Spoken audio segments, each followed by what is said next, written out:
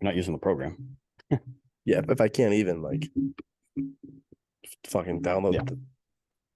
I'm able to do No, everything but the actual important part. makes no sense. Let me fix this. By no means am I poor.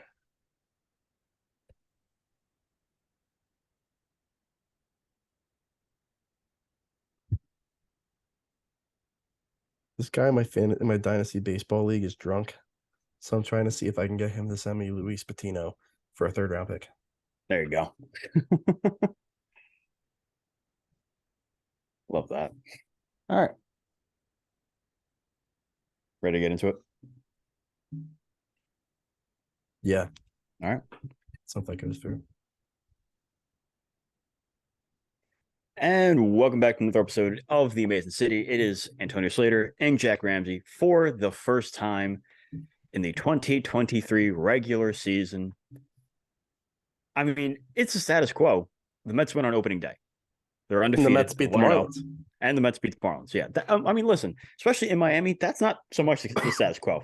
But yeah, I mean, with a counter on the mound as well. But Gary was talking about it early in the game, early in the broadcast. Like, they fared pretty well in Marlins Park last year.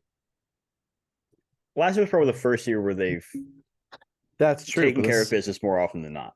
But how many times do you see the Mets owner travel to a different city for opening day to mingle amongst the crowd?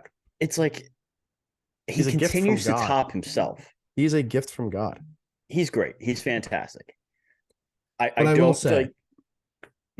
say, seeing two grown people in a Twitter exchange get to the point where one of them, regarding Edwin Diaz, says Steve Cohen does not deserve to live like this is pathetic.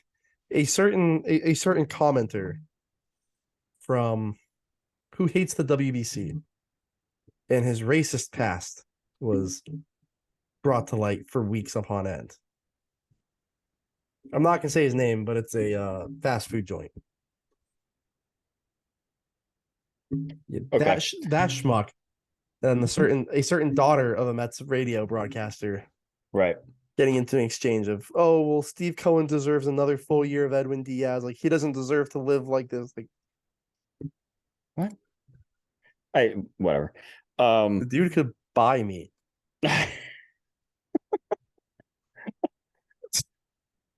Speaking of Steve Cohen, in the words of him, anyways, back to the Mets. Listen, you can't sugarcoat it. Scherzer looked great. Scherzer looked great for the first 5 innings. And the 6th inning wasn't bad. He just got beat by the AL batting champ last year on a pitch that was off the plate. And then, listen, he left a pitch right down the meat to Garrett Cooper, who's, I mean, he's a Met killer. So he's just living up to that prophecy, I guess. Made 2 unreal plays at first for a guy that's normally a garbage defender at first. Including, and he also made a few nice picks at first that saved base hits and runs. And then, of course, he goes deep to tie the game at 3 in the 6th inning, but came back for the next inning. As that was what they did last year, too.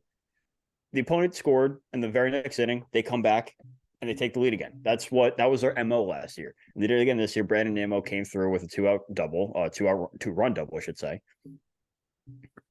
Bullpen looked great, too. No, I mean, the bullpen looked great. The offense looked very similar to what it did last year. Yeah. It's a very unflashy 5 runs. Yeah, 2 sack flies, stolen bases, and a double that should have only scored 1, but you have a second baseman playing center field for the first time in his career and took a horrible route to the ball. Yeah, and I mean, the bullpen was good. I mean, this was their MO for most of the year last year, was score runs any way you can, manufacture runs, give way to the bullpen. Bullpen was strong. I was kind of surprised they went to Brooks Raley right away, especially considering he hadn't been in games in a while and he was only getting backfield work, and the returns of the backfield work, were that he was not doing well in the backfields. So, a little surprising they went to him right away, but that might be part of it. Get him out there, get this out of the way. Get that first outing out of the way. Exactly. So, I mean, he looked good.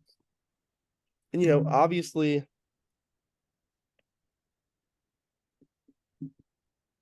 the day's overshadowed a bit. I was trying to get through all the good first before we got to the bad, but there's not much good. Montes de Oca receive another Tommy John surgery. It's what, a second? It's his second. It's Tommy. It's a UCL revision surgery, the same procedure Matt Allen is undergoing or underwent in January. That's that's his second. And on top of that, they're removing the loose bodies from his elbow. It's not just that the UCL is loose.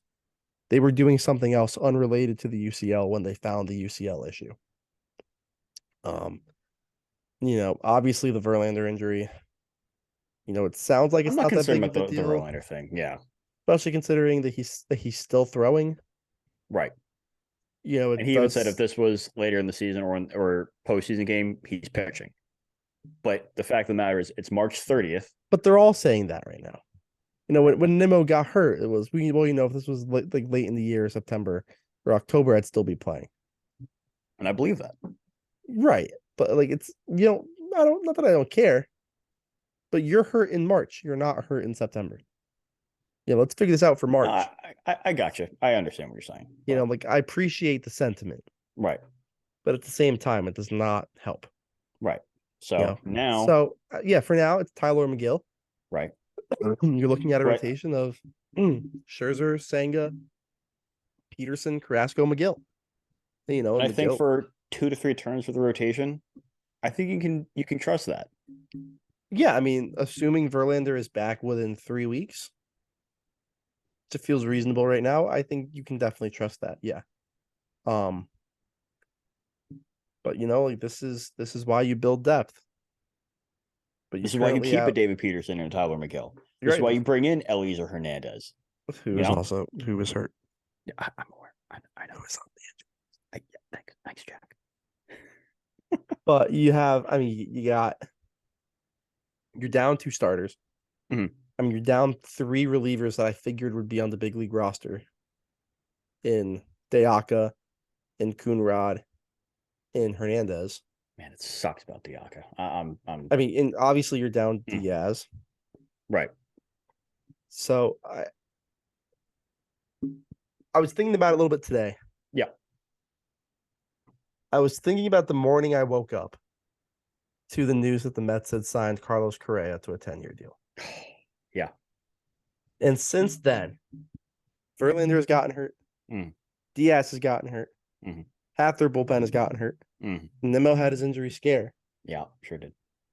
And they have demoted Beatty and Alvarez despite strong springs. And Vientos. Did I say Alvarez? Yeah. I meant to say Vientos. Alvarez did not have a good spring. Now, either way, all 3 got sent down. Right. When you thought at least one was going to break camp. Right. You were really hoping at that Beatty and Vientos would go north. You had a pretty good inclination going into camp. Alvarez wasn't. They weren't going to carry. Buck said it as soon as they signed Narvaez. They weren't carrying 3 catchers. Right, and he basically said if Alvarez works his way into that plan, great. That's a good problem to have. Right. But don't expect it. Yeah, and he most certainly did not. Yeah, believe it or not, the dude knows what he's talking about. But it's trying times early. In that you are down 2 of your 4 best starters, 2 of the better performers out of the bullpen in spring, your all-world closer. You sent down 2 of your better offensive performers in spring for what seems to be nothing more than service time manipulation. And in a week or 2, you got to head west. You got that West Coast trip early. Yeah. And that's something you're going to have to figure out. And, and thankfully for them, the Phillies didn't look, Aaron Nola did not look good today. And neither did that bullpen. Bullpen looked bad. Granted, Jacob deGrom looked like dog shit. deGrom looked horrible. Right. His slider was sliding too far. His fastball was all over the place, and when you knew it was going, it looked flat. But and the Braves have committed to Orlando Arcia at shortstop. Right. At least for the first extension. Right. And I figure obviously by the end of the year 3, he is hopefully a bench piece. because you've given way to Vaughn Grissom. You would think. Hopefully, you're giving way to Vaughn Grissom in June. But at least for the first chunk of the year, that's your shortstop. You know, Right. their 6-hole hitter today was Marcell Ozuna. Right. You know, suddenly the big bad National East, you know, the Phillies rotation is decimated by injuries. Mhm. And they're gonna have to rely. And no one really talked about this winter, but they're gonna rely a lot on Craig Kimbrell. Right. Their bullpen stinks. Their bullpen It's stinks, not, and it's not good. you're relying on And they're bounce still back not good years. defensively outside of Realmuto. Right, and now down Hoskins, you know, your starting infield had today. You had Bohm at third, who's good, not great. Mm. Derek Hall at first. Yeah, blanking on the second baseman. Bryson Stott. Right, and Bryson Scott's also good, not great. Turner's great. You know, you have Castellanos, Schwarber, who are good bats, but you still got to play one of them in the field. Right. Harper's out long term. Right. And, you know, Brandon Marsh has 3-4 years in the bigs, but only about one good half season. Right. And Marsh didn't even play today. It was Jay Cave out there. Right, and Jay Cave has been on the cusp of being good for a long time. Right. But has never gotten off that cusp. Yeah. So, you know, and he was fine with the Twins. But he was fine. He was a 4th or 5th outfielder. That's what he was. Right. But so my point being, right, there is a lot of room for a lot to go wrong. And no one's really talking about it, but a lot has gone wrong for the NL East so far. Max Fried got hurt today, too. Max Fried gets hurt. You know, they're committing to Ozuna. They're committing to Ozuna in some capacity. And that enough. That says it. Right. You know, and they have Arcia at short. You know, and you're hoping for a bounce back from Acuna. But he wasn't good last year. I watched a lot of the World Baseball Classic, and like he looked bad. Look, like he did not look good in the World Baseball Classic. Now, listen, I get it. It's the World Baseball Classic. It's right in the middle of spring training, so he didn't get all his reps in. Maybe he's still recovering from the knee, but like. And I'm not just saying this as a Mets fan. Like, I'm saying this as, like, a baseball fan. Let's face it. Baseball is better when guys like Acuna Jr. are at the top of his game. He's electric to watch when he's 100%. But since he came back last year, Marcell Ozuna he hasn't looked the same. And in the WBC, he looked terrible. I think that looking at the ceilings for these teams, you can convince me 3 of these teams are going to win 110 games. Sure. The Mets, if they're firing on all cylinders, might have one of the best rotations of all time. You know, if the Braves are healthy and good and they're playing the right guys, one of the best lineups of all time. The Phillies are going to hit more home runs than anyone else in the history of baseball if everyone's healthy and going. I wouldn't go that far, but well, then the record is like 230 something from the Twins. I thought it was closer to 300. Might be like 252. Uh,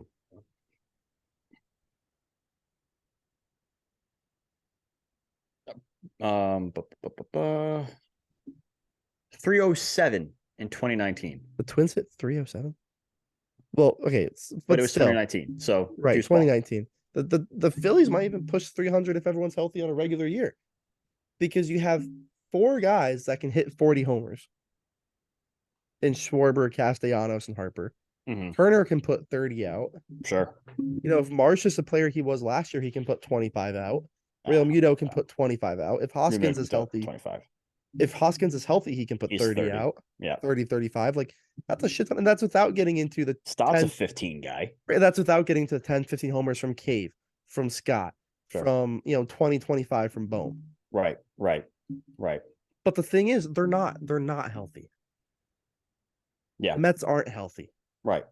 The Braves are committing to some veterans over younger guys in questionable ways. The healthiest teams in the division right now are the Marlins and the Nationals, and it's not even close. Right, and the Marlins are going to suck.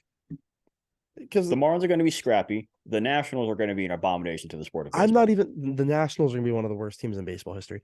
But I'm not even sure I want to label the Marlins as scrappy. Because you want to look at the lineup they put out today. And just to make sure I have it 100% correct, I'm going to call it back up. because this isn't like scrappy in terms of you have guys who weren't really prospects, but they're young, they're breaking on the scene. You got veterans who just flat out suck. Like You if we're DFA being Brian Anderson, who's been one of your better hitters the last 4 years. right, so you have Luis Arias. He's good. Right. He is good, not great. He's a high Right. average but minimal power. And Zero power. defensively, he's going to be an interesting liability. That was a very interesting way to put it, an interesting liability.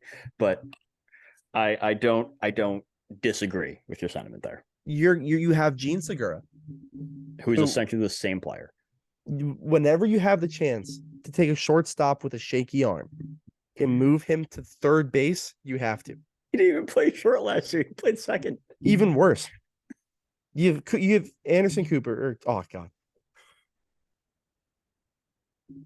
They got Anderson Cooper. they'd be better off with Anderson Cooper. You got Cooper at first, who is this generation's Lucas Duda. He's their best bat by far. In the sense that he is a consistent, reliable bat. But there's nothing about his game that's flashy, and you also know there's going to be a 3-week stretch of time where you cannot get him out. But the next 3 weeks, you cannot let him get on. Right. You have Jazz Chisholm, who's good, I love but Jazz. only has one good year to his name. I love Jazz and can't stay healthy. But he can't stay healthy, and he's now playing a new position for the first time. Jorge Soler sucks. Stinks. Orlando Arcia sucks. Or Avisail Garcia sucks. Orlando Arcia does suck. But Avisail Garcia sucks. Right. You have De La Cruz out and left, who is a decent young platoon player. I like Brian De La Cruz and Jesus Sanchez as developmental pieces, but I mean, if they're not starting, especially defensively over Jorge Soler, we got problems. Right. And Schumacher did put De La Cruz in left and Soler at DH. I'll give him that credit, but still.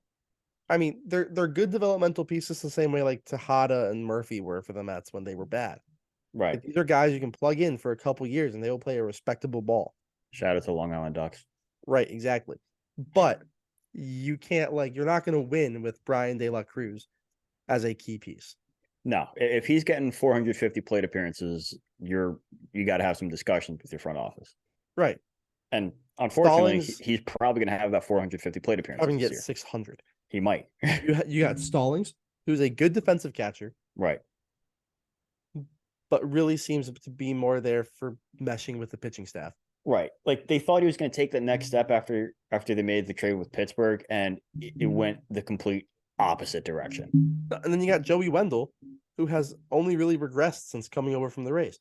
Because as that amazing famous tweet goes, I love this trade for the Rays. Who'd they give up and what'd they get? Right. They don't know how to make a bad trade. Right. So, I mean, I'm not even sure if I'm going to call them scrappy. It's a bunch of 28, 29, 30, 31-year-olds who are just clinging on. Like, I'm not sure what other teams Gene Segura is a starter on. No, I don't know where else Garcia, Soler, Stallings, Wendell, and De La Cruz are going to be guaranteed 450 at-bats, 500 at-bats, unless you're talking the Nationals, the Pirates, the Reds, but A's. Here's why I call them scrappy. Because one, we've seen what the Marlins can do against the Mets in the past decade plus, number one. Number two, if we're sitting here... I think you can argue this is their worst team the last decade. I mean, it's like the same team from last year. Just trade out Pablo Lopez for a rise. It's no different. But they are worse on the mound. Sure. And they did not make any meaningful upgrades with the bat. That's what's so annoying to me. Pitching, pitching out the ass. Before the trade, they had one of the best young up-and-coming rotations in baseball. They probably still do. It was disgusting what they're putting out 1 through 5. And now, I mean, you trade Pablo Lopez, and you just swap in Edward Cabrera or whoever else is coming up. Yuri Perez is right around the corner. Braxton Garrett. Sure. But, and here's my problem with Miami. You say you want to spend more money. You say you want to be more competitive. You trade your second best starter for a guy who doesn't fit your need. You already had 4 second basemen. So you traded for another second baseman. And then you went out and signed another second baseman. So now you're having your star player in Jazz Chisholm playing out of his position. He looked bad out there. He's not in it. Like, I don't know what they're doing.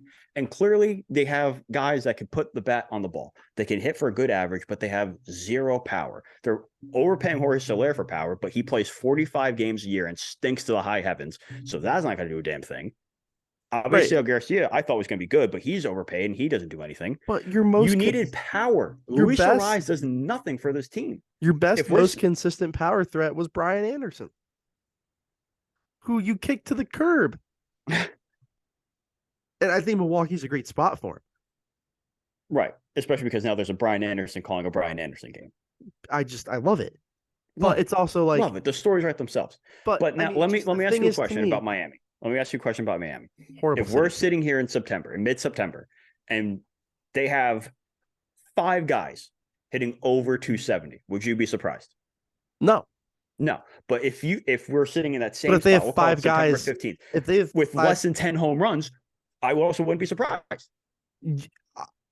I think it'd be fair to say by September 1st, they will have 5 guys hitting 270 and 2 guys with an OPS over 700. Because you're going to have guys hitting 270 you could already lock them in as the team that hits the fewest home runs in the bigs this year. Lock them in. But I think what's going to happen to them is you're going to hit 270, 280, but you're going to get on like a 325 clip and you're not even going to slug 400. And that's going to be the problem. Right. Is you're going to be, it's like you're trying to build like an 80s, 90s type baseball team. You're trying to build it based on batting average and, oh, well, the second baseman, the shortstop, they're athletic. They can play anywhere. It's like what the Nationals are doing. Like the Nationals are building a team in a horrible way. Like they're trying to make C.J. Abrams some sort of like slapstick 80s. No, you're cutting out, guy. Hello? Hello? Oh, you're good now. It's like what the Nationals are trying to do with C.J. Abrams. Right. Like trying to turn him into some push-hitting 80s type of whatever guy who's going to suck. And for a guy that was a top 15 prospect, you should have made him a push hitter. No, let him go line to line. But no, like I think the Marlins are going to hit for like 265 as a team, but have a team OPS under 700 because they're going to hit no power and they're not going to get on base. And you know what's going to happen is you keep this up and you push Jazz to center field. Right. So you now have Jazz the center fielder, who was an all-star second baseman, who is going to want some new deal soon, and a pretty big one at that. You're going to have a very unhappy Jazz Chisholm on a tanking team, who at some point is going to ask out. And when you're Kim Ing and you're Bruce Sherman, and you're looking yourself in the mirror trying to figure out why this happened, you're going to have to look and say, we panicked and overpaid for multiple high-risk, low-reward players. We assessed our needs wrong, and we just built the team the wrong way. Like, there's no other way to put it. Right. They built this team the wrong way. Right. Instead of building up from pitching and then adding power through the system, they're shipping the pitching out to bring in more contact and guys that are bad defensive fits. And no power. Pardon my French, but in no fucking world is Jazz Chisholm a center fielder. No other team in baseball. No other team in baseball. He's athletic enough to be, but he's not. I genuinely don't think that any of the 29 other franchises in baseball, this is including the Rockies, the A's, the Reds, they would not take a star player at a premium position and shove them somewhere else to make room for aging veterans. Because that's really what they've done. Moving Jazz to the outfield clears way for Iglesias, Yuli, Segura, keeping Wendell, Arias. Arias isn't even a second baseman anymore. They have 4 second basemen on that roster. 40 games at second base. They have 4 second basemen on that roster. Saying, like, but the only guy playing second base is a first baseman. I need to take a breath. If you want to trade Pablo Lopez, that's fine. You want to trade Pablo Lopez, go for it. Because clearly you can get some good value for him. But get something that's going to address the need to make your team better. Because like you said, you have 4 second basemen on the roster before Luis Ariz.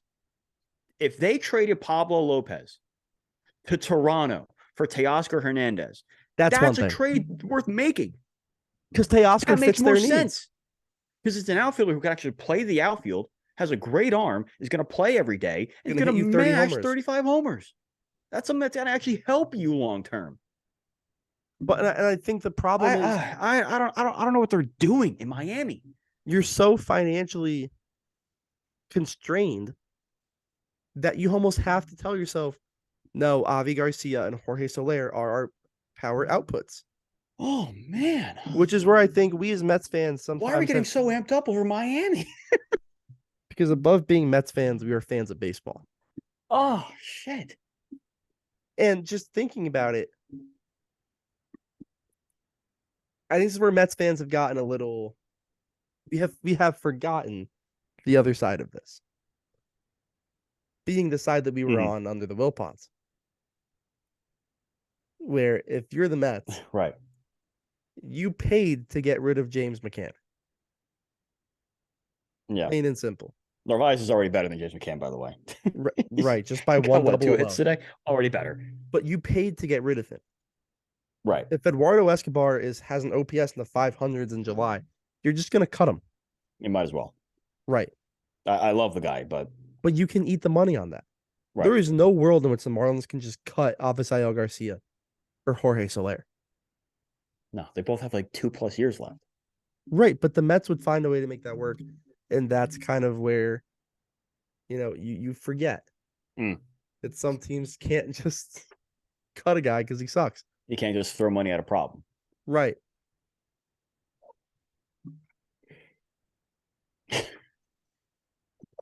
Don't even get me started on Washington. Trust me. I don't think either one of us wants to talk about Washington. As a fan of baseball, I hate it. As a fan of the New York Mets in the National League East, knowing that you basically know your 4th and 5th place finishers for the next 4 years, fuck yeah. Fuck yeah. Because really, for the next half decade, this is a 3-team race. I mean, at least in the Central, you're thinking to yourself, Ellie De La Cruz might single-handedly change Cincinnati. Right. You know, if the Pirates lock up Reynolds, get a good return for Bednar. That's funny. Well, did you see the John Reynolds? Did you see the John Heyman tweet? That ain't gonna happen. They're in agreement on years and money. There's just a conceptual barricade in the way. Okay. So hey, maybe Bruce Scher or whatever his name is telling them, we can't afford to pay 26 guys if we pay you $15 million a year. So every year you're here, we're actually playing with 25 guys all year. Right. Or something like that. Like, it's not even asking for a lot of money. It's honestly embarrassing. No, right. But like, at least when you're looking at Pittsburgh, you're thinking, well, like some of these guys they have interesting young guys. They have Harry Ford, they have Endy Rodriguez, O'Neal Cruz. Some of the pitching is somewhat promising, and you're gonna have more high picks. And they've shown they're willing to spend when they need to before. So it's like, and they've been good before. They've been good in recent memory. It's possible. Of course. Even out west, the Rockies can run into it. The Not for a while, but they could. The Diamondbacks are looking up. Oh yeah. I like their team this year, man. I really like their team, man.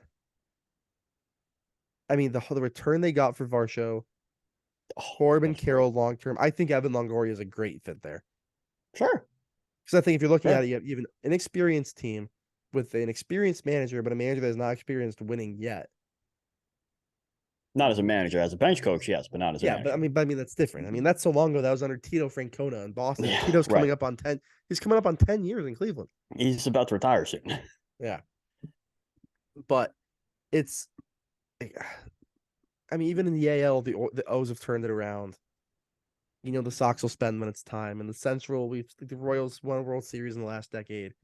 The White Sox will be fine again. The Tigers just need to learn how to develop pitching and hitting and fielding. But it's not a problem of, it's clear this team doesn't care. Right. And now that they got Anthopoulos out of there, or Avila, yeah. It's possible. And then you look at the AL West, like the Rangers are spending like fucking madmen just trying to buy their way out of the basement. Right. And the A's can somehow randomly churn out 6 All-Stars in a 9-month frame and win 97 games for 3 years. I mean, the A's, once they move to Vegas, they'll be fine.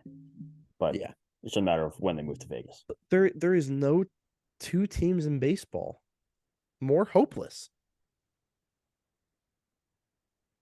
than the Nationals and the Marlins. Mm. So at least if you're looking at the Rockies, you know, you think there's definitely monetary value there.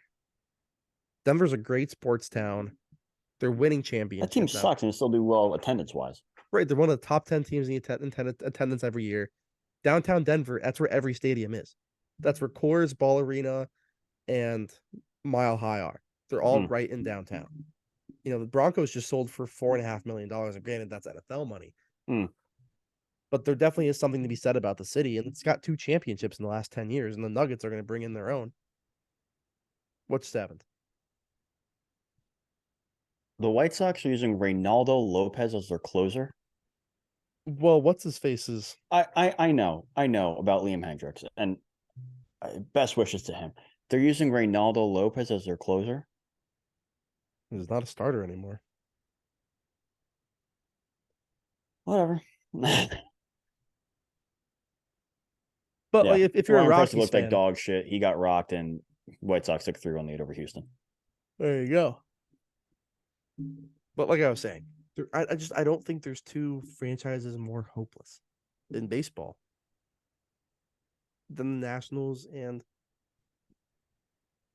you know, like even reading something yesterday, just a thread of tweets, I think from Chelsea Jones. I forget how much of a debacle the Nationals television rights are. Like it's, as you put it best, like it's a once in a lifetime mess. Right. And then you factor in that they're trying to sell. And that's your biggest stream of revenue. And that seems like it's never going to get finished. And they're never going to sell unless they can finish that. Right. If you're the Marlins, Bruce Sherman's never going to sell. Like you figure maybe the silver lining was, well, if Jeter comes in, he'll at least like kind of push him out. Yeah, didn't he just bought the team. Right. And he's losing money on it every year. It sure is. Like it's incredible. Like at least with the Mets, you always kind of thought like, well, when the Wilpons sell, if someone really rich buys them, they're in a major market. Jordan, like 4 billion feet. Makes sense. Oh Christ. Speaking of Jordan, I want to transition a little bit because let's stop talking about depressing teams. Last year, you guys remember, we made predictions. And for opening day, part of our predictions will be long-term. We're talking awards.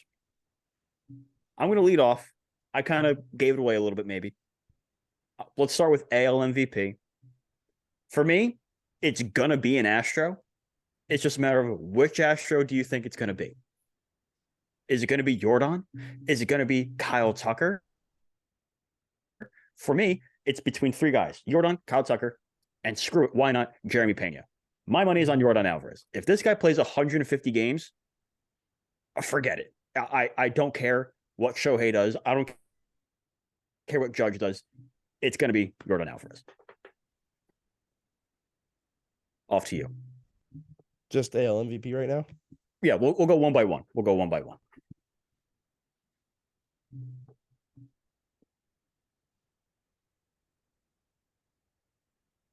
I'll give you a sensible pick.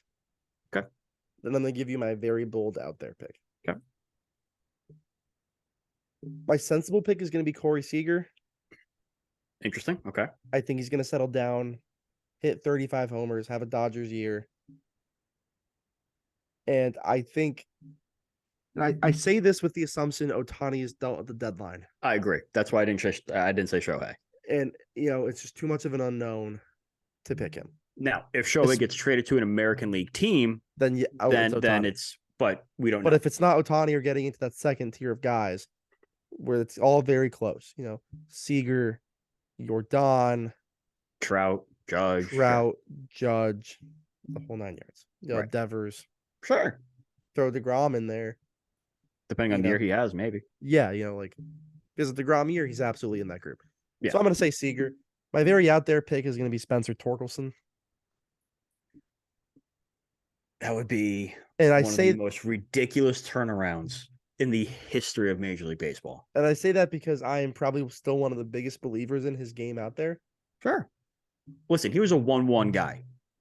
And you The don't talent's there. and I'm a big believer that you don't go 1-1 by mistake. Sure. I just don't, not that I don't think it's possible, but you don't go 1-1 by mistake. And I think a year completely settled in, given a chance to do what he can do. I think it's like 2022 was not good for him. Just the raw numbers, 604 OPS, 8 homers. I mean, he missed a year of development from COVID. Right. And that's a big thing for me is it's hard to I reserve a lot of judgment in judging guys, just like, especially with the COVID year. Right. Like I feel a lot more confident talking about the future of Javilme Ramirez and Leonel Ovalis because they didn't lose that COVID year than I do Ronnie Mauricio because I'm like, well, shit, man, like he lost that entire year.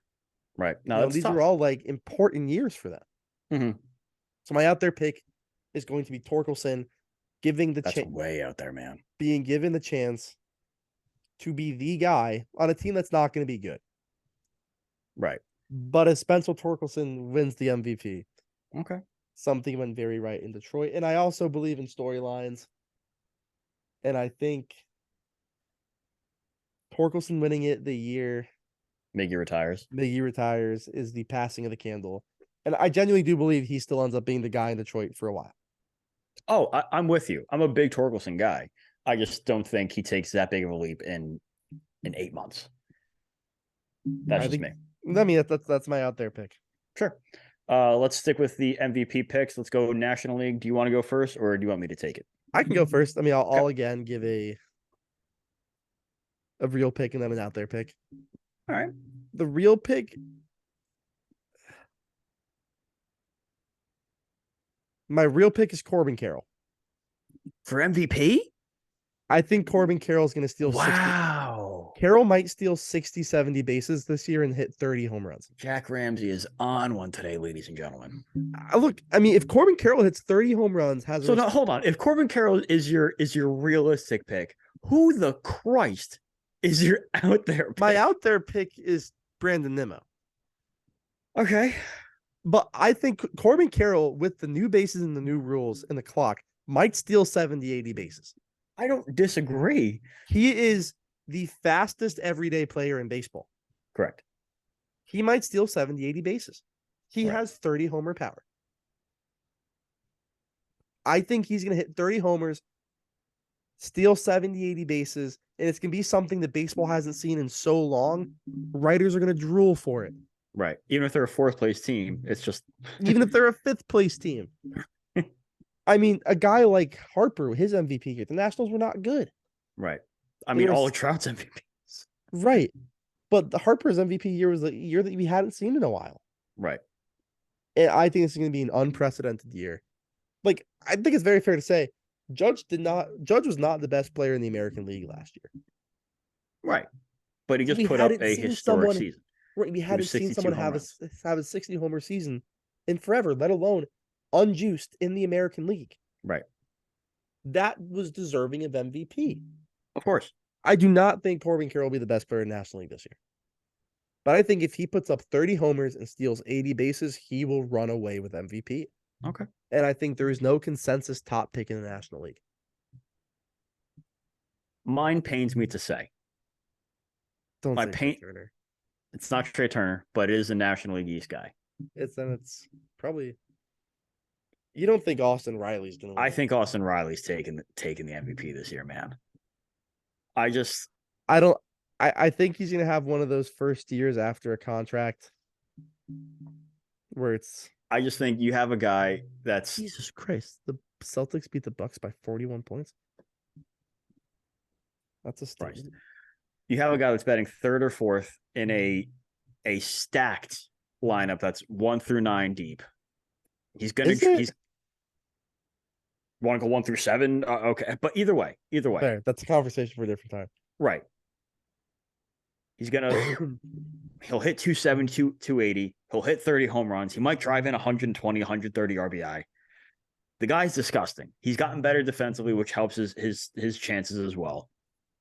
He has a lot of candidates. You have Machado, you have Soto, both corner guys in St. Louis. Alonso's going to make a run.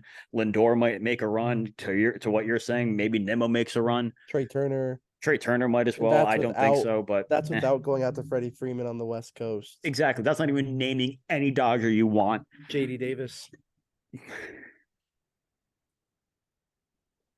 Off topic, but did you see that Hunter Green threw 105-mile-per-hour fastball? I sure did. That's just stupid. And Andrew McCutchen saw it. Andrew McCutchen's the same one who saw the 105-mile-per-hour fastball from Chapman. Hunter Green today. 105.2. 105.2. Well, he also gave up 3 runs, walked 3, and struck out 8. He might be the most electric pitcher in baseball right now. Right. You can't pitch out of the 5th inning, but you do not know what you were going to get. Right. 3 in the third, 5 hits, 3 walks, 3 earned, 8 Ks, touched 105. Yeah. No, he's nasty. If he could ever control the baseball, he'd run away with a Cy Young every year. Sure, but he can't. Speaking of Cy Youngs, I'm trying to think about if I could think of an out there MVP pick like you did. Just a quick one-off thing. I don't think Dansby Swanson's an awful pick. I think it's a bad pick. If he can play a good defensive shortstop, I think you also have to think about like narratives. If the Cubs are a playoff team and Dansby Swanson is leading the team, they're not going to be. I think the Cubs might be the most overrated team going into 2023. My dad made a good point on it today. When you see their lineup on a graphic on the TV screen, it's like a bad fantasy baseball lineup. That's exactly what it is. Or it's like an expansion team and out of the park. Right. That doesn't lead to. But I will say this regarding narratives and all that. I don't think Pete Alonso was an MVP player last year, and I don't think he had an MVP caliber season. He's not there defensively. He doesn't play a good enough position, and he didn't put up good enough numbers relative to what's produced at that position. I mean, Goldschmidt won it, but Goldschmidt is also light years ahead of Pete defensively. So. Right, and Goldschmidt just put up better offensive numbers than Pete. Sure. But Pete got that consideration because the Mets won 101 games. I mean, he hit 40 tanks. He hit 270. He drove in, 140 RBI. That is a very 40 and 140 is a dumb year. But if he does that on an 83 Brewers win team, an 83 win Brewers team, I don't think he's getting the top 5 consideration he gets. Okay. So I do think a lot of that is just how good your team is. Mm. And we've seen with Harper in 2015, with all the years Trout won, with DeGrom and the Cy Young, you need to put up ungodly numbers to be on a bad team and win an award like that. Yeah, you do. I mean, Alcantara threw 240 innings last year and had 2.2 ERA, and he was unanimous. Yeah. And but whatever the step beyond unanimous is, like, I genuinely think last year in the Cy Young competition, there's some people. I don't think you needed a second place vote. It was Alcantara, and that was it. It should have been Alcantara. Omit your second place vote, and then third place and a fourth. Yeah, like no one could have held his jockstrap. Right. To be honest. Right. So let's go to Cy Youngs now. I'll lead off here. What league are we starting? NL. We'll go NL. I really like Zach Gallen to take it this year. I like Zach Gallen a lot. He went he had a 56 inning scoreless streak last year. He had quality start after quality start. He was shutting down good lineups. He shut down the Dodgers. He shut down everyone that he had to. Went to Coors Field. The West. I like going to the West for that. My pick's out of the West too. I think my money's on Zach Gallen to take Cy Young this year. I'm going to say Urias. I was really hoping you weren't, because he's such a bad dude. He is. But he can fucking pitch. He can shove, and he can also shove it up his ass, but he can shove. And my out there pick will also be out of the West, and I'll say Blake Snell. If he can just limit the walks, he's one of the best pitchers on the planet, and he'll be the most obscure 2-time Cy Young ever. I mean, listen, we saw it in Tampa. He was phenomenal. He was one of the best pitchers in the game when he was in Tampa. But then they traded him at the right time, and he hasn't been good. He was better in the second half last year. But he had his spurts where you saw he still has the Tampa Blake Snell in him. Right. But he's another guy where at this stage in his career, he's lost control of where the hell the baseball is going, and that's a problem. That's a big problem. That's a big time problem. So I'll give you my AL pick. Pretty simple pick, Shane Bieber. I don't hate it. Yeah, that's. But my out there pick is going to be George Kirby. That's my favorite out there pick from you today. Oh, I've got some more loaded up. I didn't even go to my O'Neal Cruz MVP propaganda. Okay. But I think the Mariners have done a great job at developing consistent pitching. And they've helped Castillo kind of take that next step to being a legit number one on a good team. It's Sure. you can be a number one on a bad team and be a 3 on a good team. Mm-hmm. So we saw it with Chris Bassett. Number one on the bad A's team going into camp. Mm-hmm. But number 3 on a good Mets team. Right. So I think the Mariners have done a good job developing pitching. I just like Kirby. I like the makeup. He very much limits the walk. Yeah. He limits the loud contact. I think it's a good pick. No, I like that a lot. I like both your picks right there. AL for me, I'm going to last year's runner-up. I think Dylan Cease is taking it this year. He looked nasty today against the reigning champs in Houston. Shut them down, 10 strikeouts over 6 1/3 or whatever it was. I think he takes it this year. I think he would have taken it last year if he didn't have a little 2 to 3 start stretch that kind of inflated all of his numbers because he kind of got roughed up a little bit. I think he takes that next step this year. I think he's going to be one of those guys that benefits from the pitch clock, which we haven't talked about at all today. And I'm very frustrated about one thing that happened in the Mets game today. But I think Dylan Cease is that guy. Out there pick. If you don't have one, I can give a second. Out there pick. It's not really out there, but Nestor Cortez. Nestor Cortez is a good one. Sticking on the theme of hoping and praying that the Tigers can figure something out. I'm never going to sleep.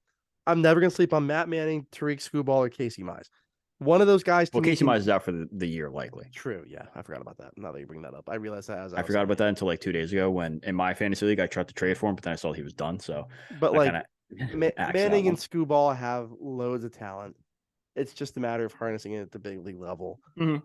And obviously the guys in Houston are always good picks. Sure.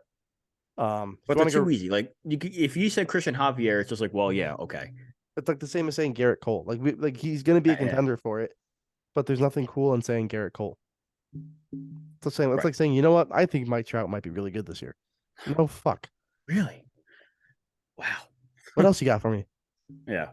If you want to go rookie of the year, I mean, I'm not going to say Corbin Carroll. Because that's already your MVP. Yeah, right. Like, it's a little too easy. It's hard. Brett Beatty. All right. I will throw Brett Beatty as my MVP. I'll give just one. I don't know enough rookies across the league or who will and won't. I'm not that in tune to every team. Mm-hmm. I'm not sure if he's still technically a rookie, but God, I'm giving the Tigers way too much love this episode. Kerry Carpenter in Detroit is someone that I think could randomly put up 30, 35 homers this year. Good pop, decent enough glove, and if he's good enough, he will get playing time. So for me, are we doing both leagues or just which one? I just gave one and then a sleeper pick in general. All right. I'll stick NL here because I think AL almost anyone's going to go Gunnar Henderson. Or Grayson Rodriguez when he comes up. Like it's gonna be an Oriole. I'm gonna give both. I'll give both. Oh, fuck NL, since I didn't give him for MVP, I'll go Corbin Carroll for the obvious one because that's he's Corbin Carroll. He's Corbin Carroll. He's Corbin Carroll. He's gonna be disgusting. For my out there pick, Spencer Steer out in Cincinnati. Kid looks pretty good. He had a great spring. I wanted to say Ellie De La Cruz, but I think they're very conservative with him. Yeah, I don't know. But when he comes up and you have him and O'Neal Cruz in the same division. Right. Holy shit. Man. I just traded for him in my Dynasty Fantasy Go League. for you. I think I gave up Freed Bichette, and a couple other decent prospects, and a first Wow. round pick Okay. to get my hands on Ellie De La Cruz. I have an That's a insane. haul. I have some insane prospects on that team, but it's a Wish I could say the dynasty same. league, so I've completely blown it up. Like, Right. I'm in year 4, and I've been meddling. And then in the AL, I'm gonna go Yoshida. I'm gonna go from the different, with Gunnar Henderson and all those guys. I'll, why not Yoshida? I just worry about the glove, man. And that's fair. But if they go the way of DHing him eventually, and he puts up like an 850 OPS, like I think he can, that's a very good pick. Right. Because he showed at WBC, he's got great contact skills, got a great eye, he's got great power. Oh That's yeah. a very good tandem. They're a good trio to have. Yeah. Now, do we want to go more awards, or do we want to get what direction do we want to go here? Most valuable player in baseball. So not the MVP yada yada, like who will be most valuable to their team? Like, who will have the highest? Are we talking highest WAR kind of thing, or No, what's just like when you think about DeGrom in 2018 okay? or in 2019, how valuable, like he was the most valuable player to their team. Like, if this person goes down, put a fork in them, they're done. So I'll give one pick for each league. Go for it. In the NL, it is Francisco Lindor. If Francisco Lindor goes down, put a fork in the Mets, shut down Marte, shut down Pete, come back next year. Okay. In the American League, it's Adley Rutschman. Yeah. A good Adley is an MVP candidate. And his first Prior to Adley being called up, the Orioles were trash. After that, they had like a 600 winning percentage. And they have a genuine playoff chance this year. Especially if they trade for pitching at the deadline, or some of these guys step up. Mm-hmm. But a good Adley, and they are a playoff team, and he's an MVP candidate. A bad Adley, and their losses are starting with a 9 again. Well, I mean, he had one of the craziest opening days in the history of the sport. 5 today. for 5 in a walk. Right. Like, hit a tank. So you can argue there is no player more valuable to their team. No team success is more contingent on one player than the Mets and Francisco Lindor. And just also looking at how these teams are built. Mm-hmm. And the Orioles and Adley Rutschman. Because if Adley Rutschman goes down, you are playing James McCann. Yeah, you are. If Francisco Lindor goes down, I think you're starting Luis Guillorme at shortstop. You're starting Luis Guillorme, yeah, without question. And Luis Guillorme is a guy that the more he plays, the worse he gets. In the sense of overexposure will be one of the worst things to ever happen to him. Right. He is phenomenal in a 300 at bat sample size. Mm-hmm. But if you're in a world where you have to give him 550, 600 at bats, something has gone very wrong. Mm-hmm. And I mean, as for a pitcher, I'll say Zach Wheeler in the Phillies. Yeah. It's either Wheeler. That's a great one. It's either Wheeler in the Phillies or McKenzie in the Guardians. Well, he's already out for 8 weeks. Right, but if he minimum. Right, and they're going to benefit from the same way the Mets are benefiting from. So then why not Shane Bieber?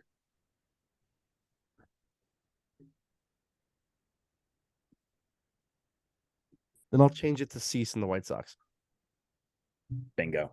That's my pick. In terms of pitchers, it's Dylan Cease. It's Cease or Wheeler. You can make the argument maybe Shane McClanahan in Tampa. He went down, but it's Tampa. I think I have a lot more trust in Tampa than the White Sox. They could call up Patino and he could churn out a 3 ERA over 120 innings. Right. I mean, given the injuries they have now, which is not the point of this exercise, mm-hmm. but Cole and the Yankees, and obviously it's very easy to name good pitchers. Sure. And just be like, oh, their team's going to suck without them. But given the injuries they have now and how much their depth is already being tested, to the point where Aaron Boone says that their 5th game starter, they might just be bringing someone in from the outside. Like, they traded for former Rule 5 pick Colton Brewer.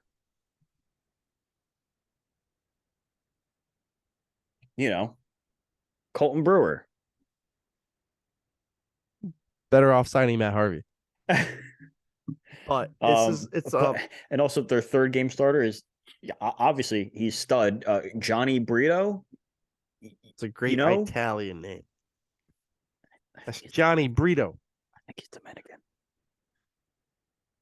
That's still a great Italian name. Hold on, I'm gonna confirm. Stand by. I'll keep talking. Stand by. Stand by. There's got to be some other good ones. In terms of if these people go down, they're donezo. Whatever playoff hopes the Cubs have really do ride on Marcus Stroman. Pitching wise, 100%. If Marcus Stroman puts up a 4.5 ERA, they're losing 85, 90 games. But if Marcus supreme, yeah. But if Marcus Stroman goes 14-8 with a 2.8 ERA, like he's capable of, if I'm being honest. When he's got it going, Marcus Stroman's a damn good pitcher. We've seen it. Right. We've seen it. If he can be what he was in Queens, Marcus Stroman is a top 15, 10 pitcher in the National League. And listen, he's someone that benefits from the pitch clock, not the pitch clock. He's someone that benefits from Dansby Swanson. I'm going to give you a real one. Because good defense is what he thrives on. Good up the middle defense because you get so many ground balls. But go ahead. If Sandy Alcantara goes down, the Marlins might be one of the worst teams in baseball history. Well, I mean, that doesn't count because it's Miami. We just went on a 20-minute rant about how bad they are already. Right, but if he goes down, they might be one of the most unwatchable teams in baseball history. Right. And I will say the same about Matt Manning in Detroit. Purdy Singer in Kansas City. I don't know. I trust a Max Fried-less Braves rotation a lot more than I trust a Tariq or a Spencer Strider-less Braves rotation. Okay. I think Strider going down long term would be tough to overcome considering their depth is not great. Their best depth piece was moved in the Sean Murphy trade. And this is like year 4 of me saying the Braves are asking way too much out of Charlie Morton. I mean, yeah. But if this is the year Charlie Morton isn't good,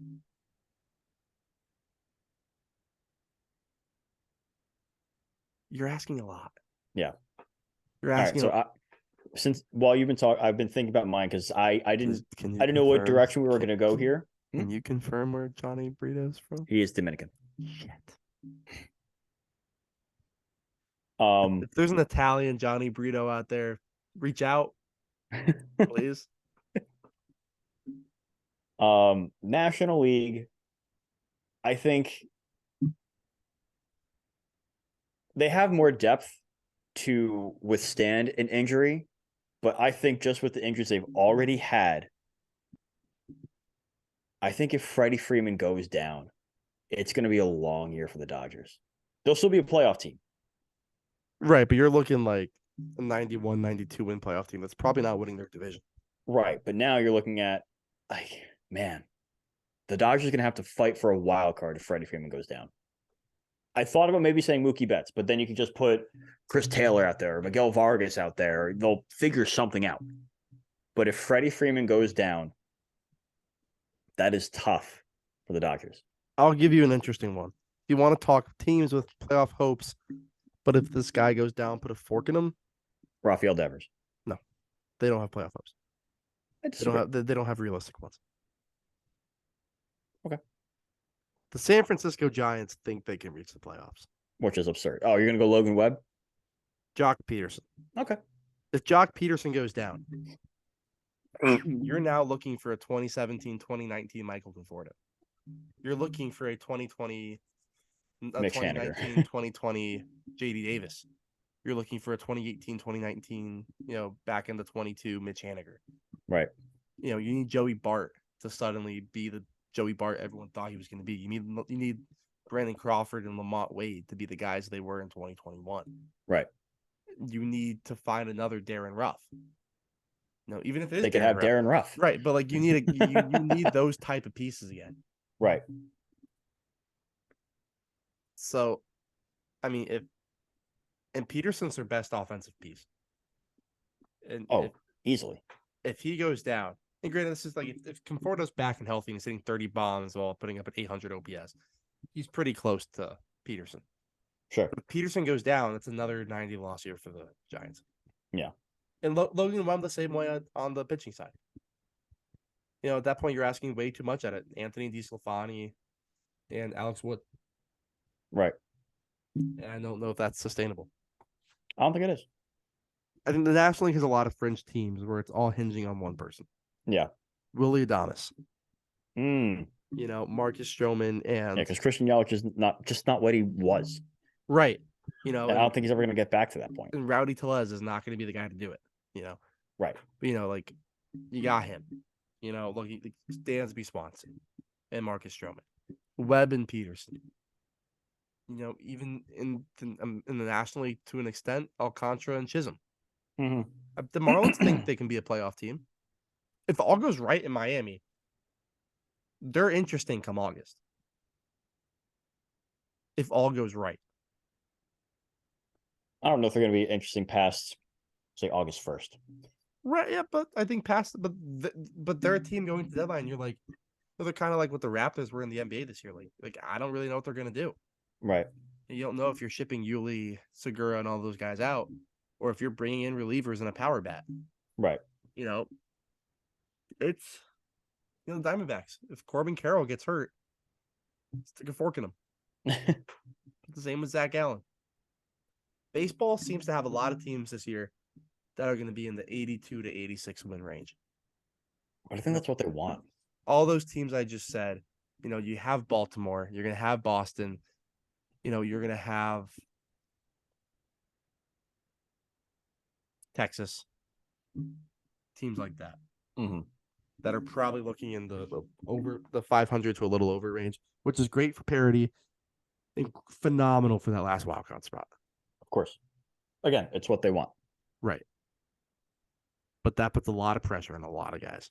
Yeah. These aren't teams that can survive losing an Edwin Diaz.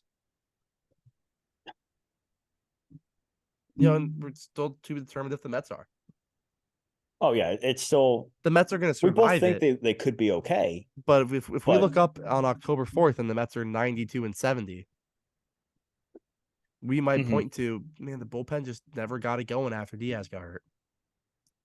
Rotating door closers, there's not rotating door setup men, no defined roles.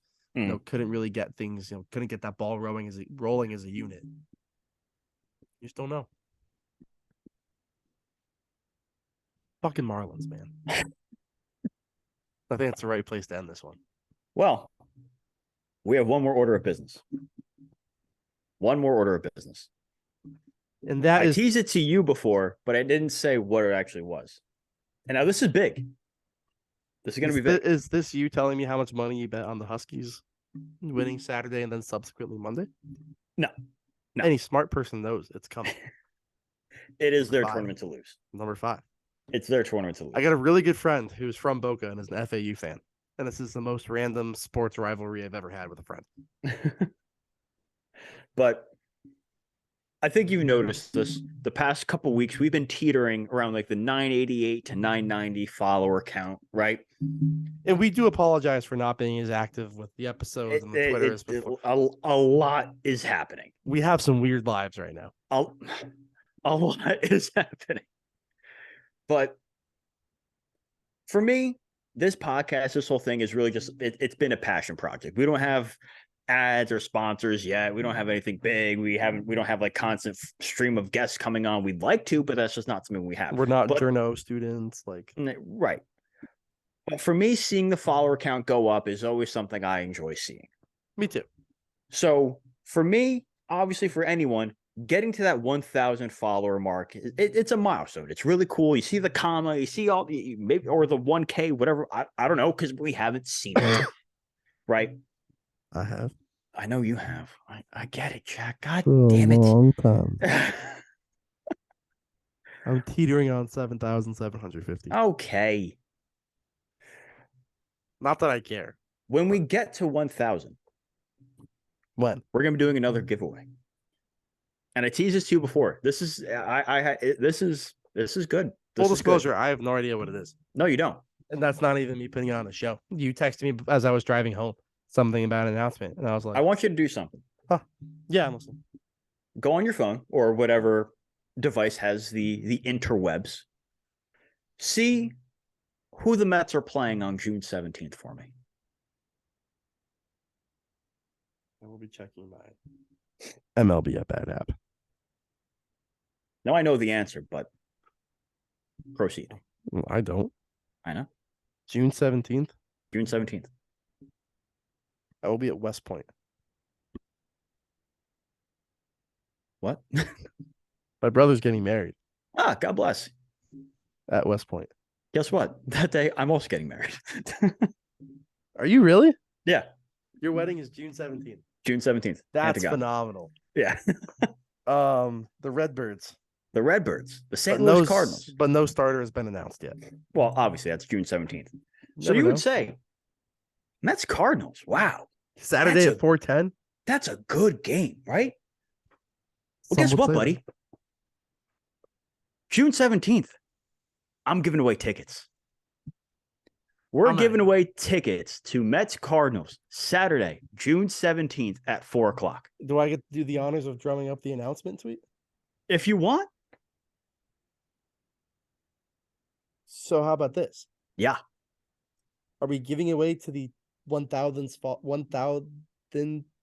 follower? Wow. I just about had You a struggled there, brain guy. episode. So I assume that we are gonna hit 1,000. When we hit 1,000, it's a retweet to enter this giveaway type thing, right? Correct. That is correct. None of you schmucks are getting it for being. This isn't like when the radio, like, oh, if you're the fifth caller. Yeah. Oh yeah. And let me tell you something. Another thing. Let me add a little extra spiciness to this ticket, right? This isn't no section 405. It ain't none of that. These are good seats, my guy. We're talking section 138. 138. Section 138, row 8. These are good seats. So I think if I were a fan, I'd want to go to this game just to see the game regardless. But now knowing how close you are to the field. 138, just so I can put this in my tweet. It's either 137 or 138, but you're left center. You're in left center. If you get there early enough for batting practice, you might get a batting practice homer. You might catch a homer. There's a chance. So all I'm saying, once we get to 1,000. How many tickets are we giving away? Dose. So we're talking 2 tickets. Yeah, we are. 4. Yeah. 617. Cardinals at Mets. Cardinals at Mets. 4:10 first pitch. A 4:10 game on a Saturday. You're in the city. You have enough time. You can do something afterwards. Do something beforehand. Do something beforehand. Not that I'm ever in New York City, but now, I don't know about you, but that sounds pretty big. Fucking monumental. Oh yeah. Oh yeah. And there's definitely no way either of us have connections or jobs that would bring us into something like this. But well, full disclosure, I am a partial season ticket holder of the New York Metropolitans. So this is my ticket. Oh. I thought your job that we never explicitly talk about on the episode was well, because my dad had a job that I'm not going to explicitly talk about the episode that was very close to yours. Where I happened to get myself right behind home plate for the Chase Utley game. But not the good Chase Utley game. No, not the one in LA. Oh, not the acid jackpot. Fuck no. Oh, yeah, that game. I was there for that. But we left. My dad says to me, if Chase Utley hits a grand slam here, we're leaving and we're not coming back this year. We left, but we did go back. We went back for the Curtis Granderson 2-homer walk-off. Okay. So once we hit 1,000 followers on the page, Antonio Slater and I are giving away 2 tickets for Saturday, 6/17, Cardinals at Mets, 4:10 first pitch. Yep. You must retweet. Follow, like, retweet. Not liking, that's kind of stupid. Okay. But to get all of us a follower boost, because that's what this is really about, we have to be following all 3. That's right.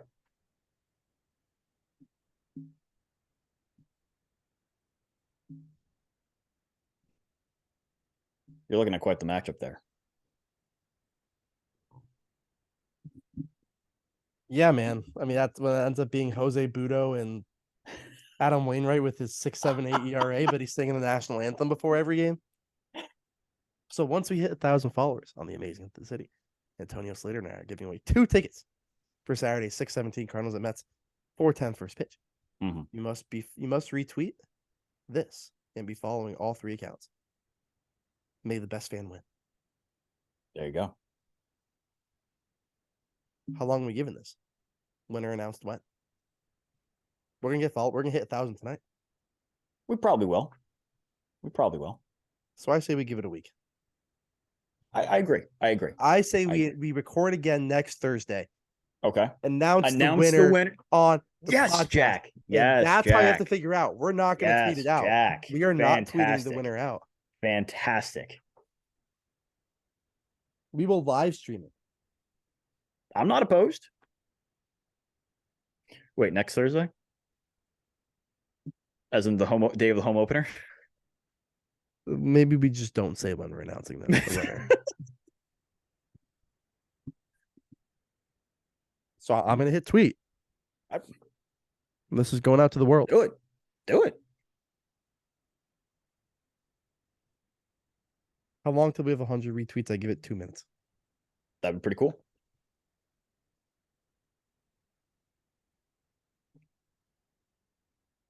That's right. And I don't think there's a better place for us to end it. How else would you want to end it? Well, I can think of one way. As always. Fucking Marlins. Oh, yeah. Fucking Marlins. But yeah, that's where we end this one. And the most important thing is the Mets are 1-0. The season has started. Opening day has finally gotten here. It's going to be a fun year, hopefully. It's Antonio Slater. It's Jack Ramsey. Follow me. Follow Jack. Follow the podcast. Subscribe on our YouTube. We should have made subscribing as a part. God damn it. Whatever. It's too late. It's too late. Make sure to like, comment, follow, subscribe on YouTube, unsubscribe, and then resubscribe again. If you want, leave a comment, leave a rating on whatever podcast thing you're listening on. That'd be cool. That's nice. You don't have to. But you know what? If you enjoy the episode, go ahead. As always, LFGM.